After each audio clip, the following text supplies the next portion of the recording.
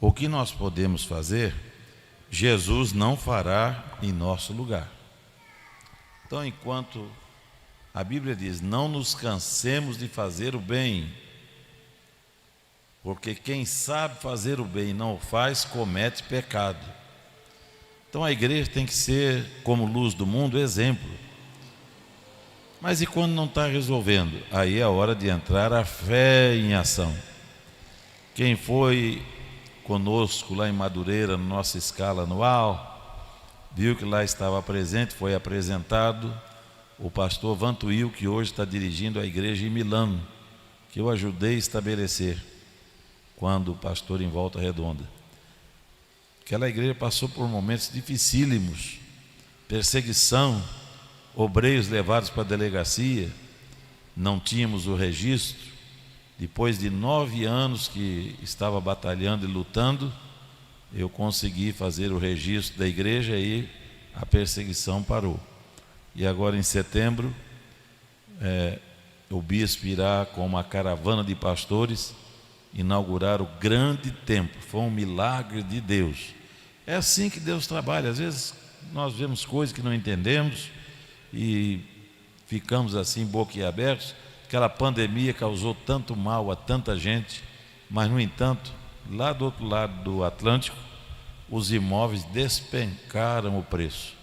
E tinha um prédio enorme, eu calculo que de 3 a 5 mil metros quadrados.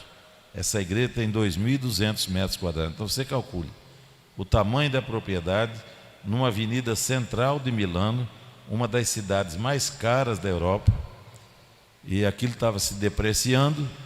O bispo daqui, pesquisando na internet, sentindo que já era hora de nós termos um patrimônio, porque isso dá segurança aos crentes e às pessoas que querem se converter. Se souber que é alugado, eles ficam sempre com o pé atrás. E se amanhã não tiver condição de pagar e forem embora, e eu depois trocar, deixar a religião dos meus pais, como é que eu vou ficar?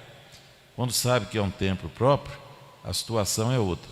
Então Deus deu esta condição, o preço do imóvel caiu pelo menos 1/5 do que valeria, num lugar que eu conheço muito bem, com a palma da minha mão, um bairro chamado Bolate, em Milano. Então, muitos murmuraram da pandemia, Deus sabe o que faz. E eu fiquei muito feliz, que eu nem me lembrava desse fato. O pastor Vantuil chegou, o bispo estava do lado, ouviu ele falando. Pastor Davi, está fazendo 22 anos que o senhor foi orar pela minha filha. Ela estava desenganada dos médicos, o senhor lembra? Eu falei, lembro. Ela era netinha do meu vice-presidente, segundo vice-presidente, pastor José Diniz. A família em batalha. A menina naquela época tinha 7 aninhos e apareceu um tumor maligno no pescoço e em cima da carótida. Então os médicos buscaram várias alternativas, todas elas colocavam em risco. Então deixaram a família, como que diz, espera morrer. A menina ficou magrinha, pele e osso, com aquele pescoço inchado, aquele caroço no pescoço. E eu estava em casa orando pela manhã, como faço todos os dias. E quando chegou nessa menina, que eu orava todos os dias por ela, Deus me tocou, vai lá no hospital agora. Eu acabei de orar, me arrumei, fui para a Santa Casa de Barra Mansa. Cheguei lá, estava o casal, Vantuil e esposa, e o vovô, que era muito apegado a ela, pastor Diniz. E eu levei o vidrinho de azeite. Não é o azeite que cura. Tive que ensinar isso lá em Volta Redonda, que um dia veio uma irmã pedir se podia levar azeite ungido. Quanto custava azeite ungido? Eu falei, não, na Assembleia de Deus só não vai achar azeite ungido, não. Vai achar o Jesus que derrama a unção, que despedaça o jugo. O azeite é apenas um símbolo. Aí li a Bíblia para ela, lá na carta de Tiago. Está alguém entre vós doente? Chame os presbíteros, ou alguém que tenha uma vida mais consagrada, mais dedicada, tenha compromisso com Deus. Essa palavra presbítero é lata, é ampla, né? Ela engloba obreiros e obreiras que estejam envolvidas na obra de Deus, para que ele ore pelo doente e unja com óleo símbolo do Espírito Santo. E aí termina dizendo: e a oração da fé levantará o doente, quebrará o jugo da doença. Aí expliquei, mas como é de praxe, nós sempre quando oramos, ungimos com óleo. E eu acabei de orar e ungi e fui embora. Aí ele me disse: essa semana, pastor, eu estava almoçando lá no restaurante em Barra Mansa com o Mamed, que é o vereador que tem lá, membro da igreja, e eu vi que chegou aquela pessoa que eu falei: eu conheço esse homem, era o médico que cuidou da minha filha. Aí chegou para mim e disse: é o senhor Vantuil? Sim, sou eu mesmo. E a sua filha?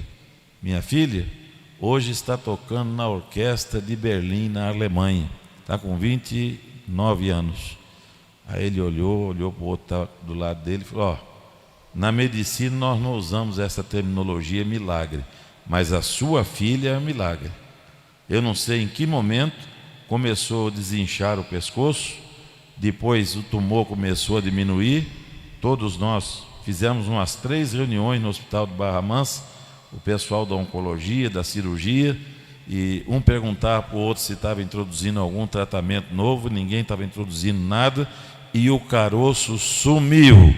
Jesus continua curando, Jesus não mudou e não mudará. Tudo é possível àquele que crê.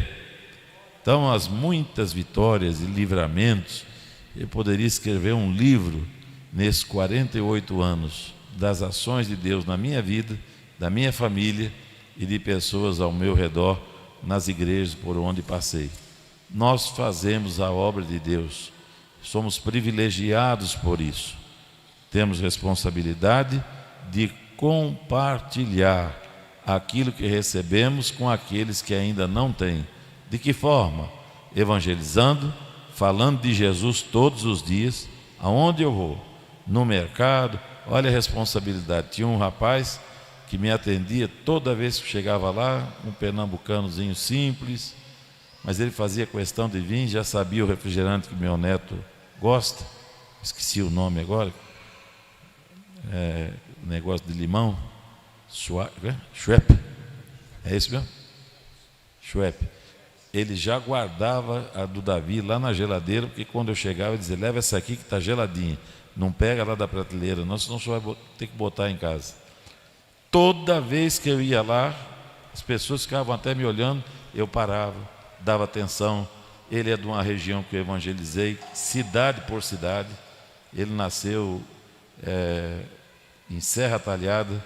Eu abri igrejas na cidade de Serra Talhada, nos sítios, nas cidades de Custódia, Buíque, Sertânia, Ibimirim, Lagoa Grande, Petrolina, Arco Verde, Buíque, e vim da capital até a outra extremidade. Ele ficava admirado: o senhor conhece mesmo? Eu falei: eu andava lá, meu filho.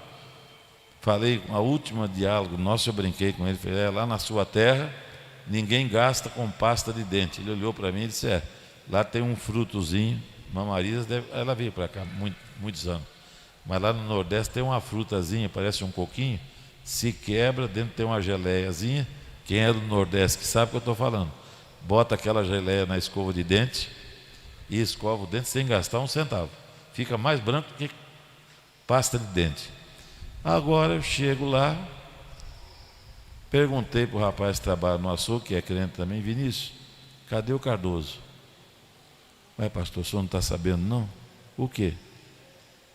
O Cardoso morava sozinho, infartou dormindo, só depois de 3 dias, quando sentiram o mau cheiro, os vizinhos chamaram os bombeiros, não deu nem para fazer uma cerimônia, saiu direto para o cemitério. Falei: rapaz, ninguém me telefonou, passou um zap. Aí ele falou: ele era irmão do dono do mercado. Eu nunca imaginei. Eu vi quando eu entrei que o dono do mercado estava triste, aí fui lá, dei minhas condolências. Aceitou a Jesus, ele e a sua esposa. Água mole em pedra dura, tanto bate até que... Então não desista de falar de Jesus. Mas eu vou fazer compra. Fala com o padeiro, Jesus te ama. Eu só vou lá comprar um pedacinho de carne. Fala com o açougueiro que Jesus é bom. Eu só vou pegar umas latas de óleo. fala no caixa. Jesus quer transformar a tua vida, mas pelo amor de Deus, fale de Jesus. Seja um instrumento vivo nas mãos de Deus. Ele quer te usar. Outra forma que Ele nos usa é sendo fiéis mantenedores da sua obra. Quantos já passaram aqui e agora estão nos esperando lá na glória? Mas se não fosse eles, nós não estaríamos aqui. Quanto custou para comprar essa propriedade? A igrejinha antiga era só uma fatiazinha, né? Pastor José Miguel, um homem de visão e de fé, lançou o apelo, foi comprando os terrenos em volta, lançou os fundamentos, levantou. A mim agora incumbe terminar e inaugurar. Mas eu posso fazer isso sozinho, sim ou não? Então, se você quer que a unção despedace o jugo financeiro, você não tenha mais problema com dívida, com cobrança e aperto, seja liberal, oferte com alegria, porque Deus ama aquele que dá com alegria. Coloque-se de pé.